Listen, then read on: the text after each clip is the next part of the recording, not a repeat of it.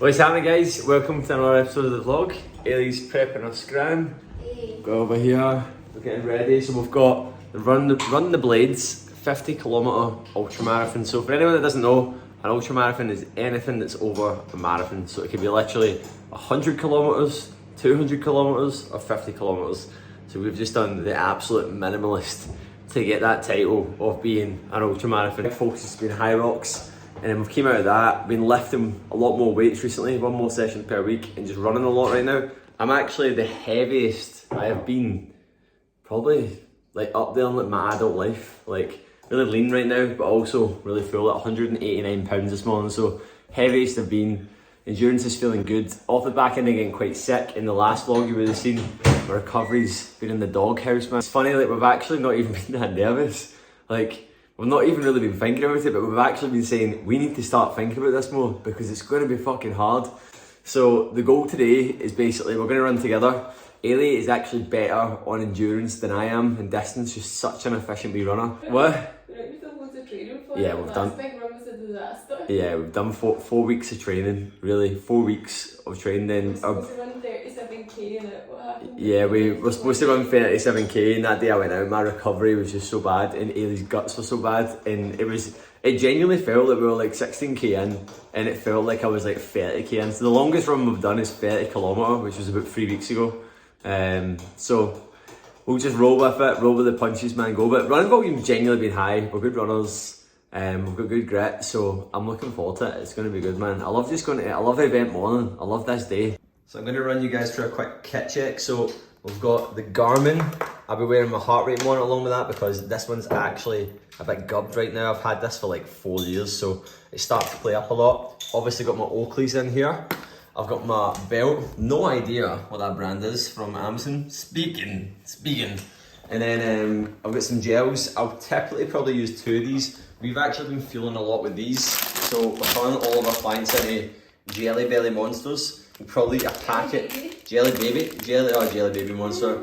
And then we're gonna have a protein bar afterwards. A little bit of sun cream, and then we'll get some rice cakes as well. But we're genuinely gonna be mostly fueling on these. So 4 of these, 2 of them are 20 grams of carbohydrates. So every 20 minutes, I'll be having 2 of these. And basically that's me getting 60 grams of carbs an hour. So these aren't actually my favourite running shoes, and they're not actually trail shoes, but I was reading in the instructions in the manual that you get away with a minimalist pair of running shoes. So not being a massive fan of the Adizero Boston 12s. They're a little bit uncomfortable just in the tongue here. The tongue's actually like a really loose material, and they're really tight. But I've actually spent a fortune recently on running shoes, so I was like, I'm not buying a fucking pair of running shoes for one ultra marathon. Sporting the Spox, so no advertisement. Hopefully one day you can see the back here. Get shit done. So yeah, let's get hers on too. What you got? Keep going. It looks like KP going. Breakfast, keeping it simple. So it's like 7:10 right now. We'll be running at 9 o'clock. On the day of an event, it doesn't really matter about protein. We're just getting a little bit more volume in there, but more than all, carbs, fats, mostly carb heavy. So yeah, that's our breakfast. We made the call to put the yogurts back in the fridge because quite often what people do before a big race or event is they can overload their stomach as well. So we made the call. We're both quite full after that. If I'm feeling a wee bit hungry nearer to the time of the race, we've got 2 hours. Oh, sorry, that's right up in my grill. Then we'll maybe have like a kind of higher carb snack. Some rice cakes or something before we go, or a couple of jelly babies, but yeah, put the protein yogurts back. Whitley Wind Farm is just pure makeup stats here because I think it is. I don't actually know now that I'm saying it. It's one of the biggest wind farms in Europe. It's the biggest? Is it the biggest? Yeah. It's massive, right? My dad was like that to me. So he's just going to be doing like a 5k loop. He thought it was like 2 windmills. It's like enormous. So it's actually only like half an hour away from where we live. So over there, but there, can I zoom in a bit? I don't know if you can see it. Yeah, it's see it. gigantic. But a lot of events sometimes, especially big ones, like ones that are quite significant, like an ultra or something, they're always a bit of a travel. So I think that probably added to the fact that we weren't that nervous and stuff as well. But it was right, man. I'm just quite excited. I've had the tunes on and I'm ready to go. This is confidence. Christian has literally just said to me, oh, we should have brought the ready frightened flag for the podium. For you, not for me, man. I'm not going to podium either. You might.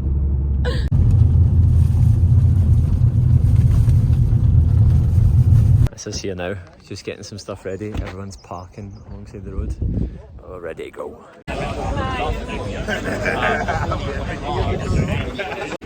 How you feeling? Nervous now. We're just going to raw dog it. No stretching, no warming up, no music, no water, raw dog.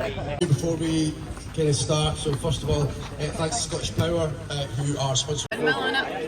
One's got a thing to actually move a boot with car.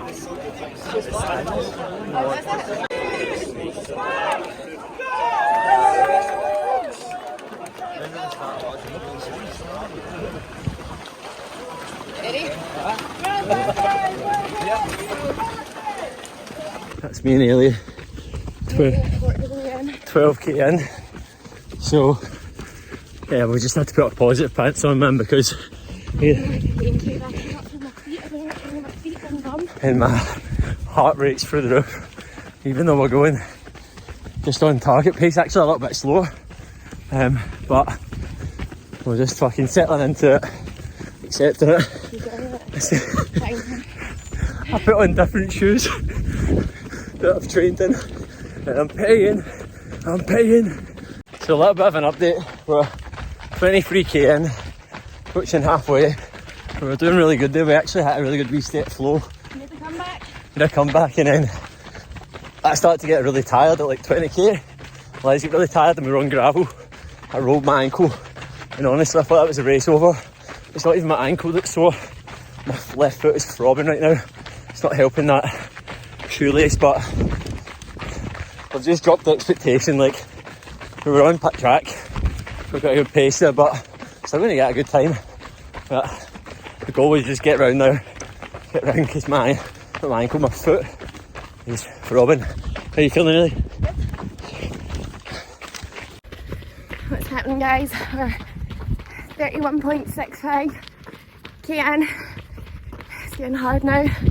Christian's starting to struggle a wee bit, but we're a team. You've got this, don't you? So I've been on board the struggle bus since 30km. We're on 42 minutes a marathon. 3 hours 40 for a marathon. Eilidh left me about 5 minutes ago. There was a girl come behind us, and Eilidh was holding up much better than me. And I said, Eilidh was sitting in 3rd place. And she was like, no, I'm waiting on you. And I was like, go and fucking take that. Ready for anything. And she just shot off. So Eilidh's about 500 metres ahead of me. Oh, I am fucking dying. Here we go. Holy smokes, that was an experience. We nearly run away back right now. I can't even drive. I'm in the passenger seat. I feel like I've just been pure like demonetised. Eilidh came 14th and I came 22nd. I've been smoked. I'm going to start selling Avon now. But that was an experience. And first ever ultra marathon. It was a trail one as well, which was a good experience. But that was good. Really genuinely proud of us both. I'm proud of myself, like getting through that. That was like, I know you don't really see it in the video, but like that was like a place of hell. Like, see, from probably kilometre 28, felt good for the first like 25k, and then I knew that I'd been going too fast. I think that Christian, you were over in your ankle. Yeah. The 22k mark. Yeah, so it was honestly like, I went to the toilet twice, I was nearly sick twice. I couldn't take on my nutrition after like 35k. I rolled my ankle.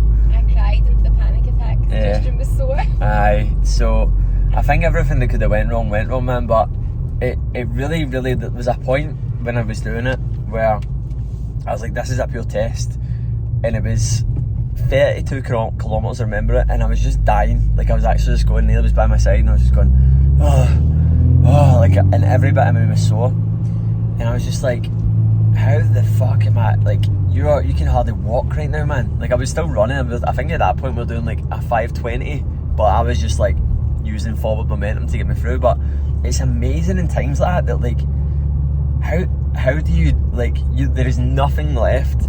Every bit of you is absolutely dying. Your brain is just going, how are you going to possibly do this? And then you do it, and you actually do it. So yeah, I think it was one of the ones today, man. It just flipped from like, I actually still done like a really good time. Like, Eilidh came 22nd. What's that? You came 22nd. 22nd overall. I managed to get today, which I'm really happy with, man. And where there's a hill at the end, right?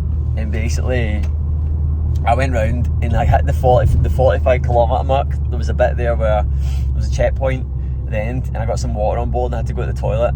my guts are always good in runs. It's usually mine. It's usually Eilidh, and it was like twice in that run, man. I had to go to the toilet, and I came out of the toilet, and guys like, "Are you going to finish this?" And I was like, "Aye, I'm going to finish it." Part of me was like, "Can you give me a lift back, please?"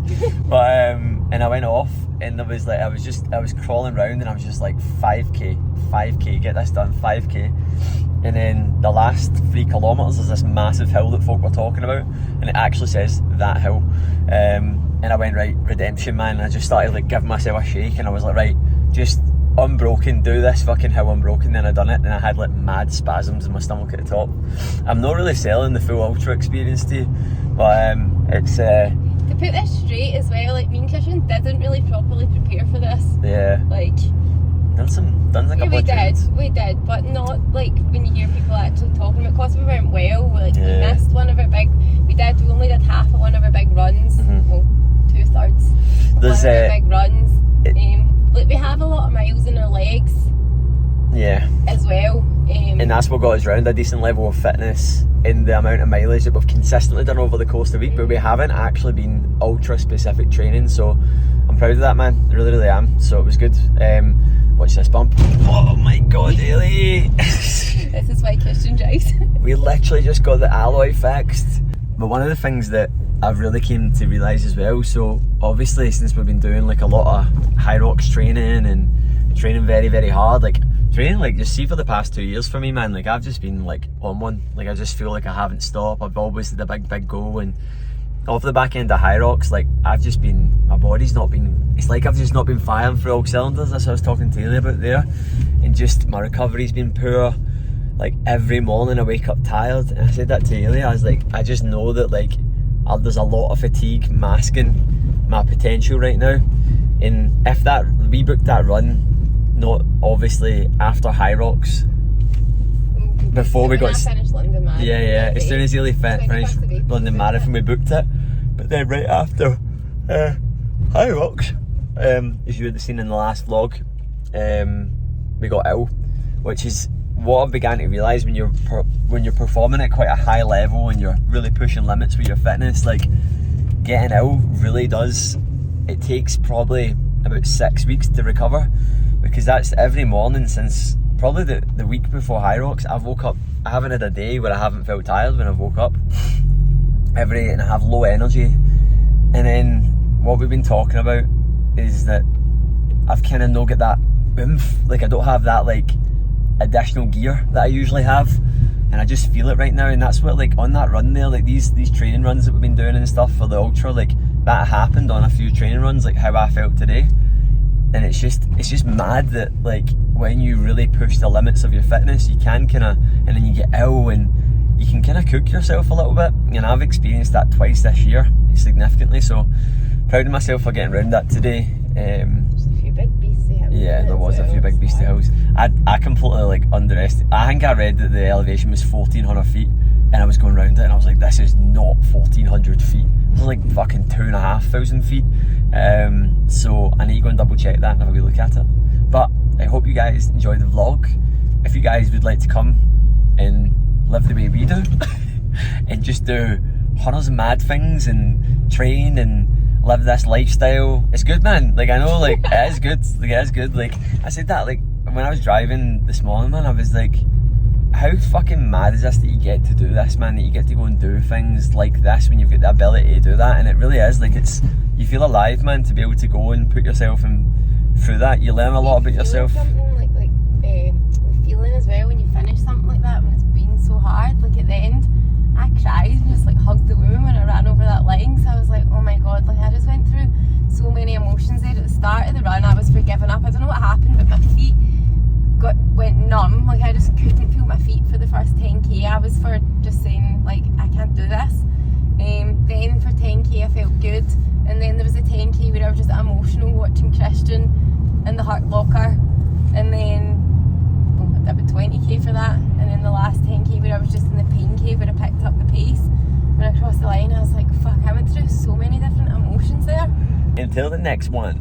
But guys, hope you enjoyed the vlog. If you are interested in obviously working with us, the link is below. What do you think of my eyebrows, by the way? Yeah, that guy Seagull said I hope something. he's watching. Fuck Said- you, Seagull. Said something about Eilidh's eyebrows. I got my eyebrows done, look at them. Hey. Anyway, guys, hope you enjoyed the vlog. See you later. Goodbye.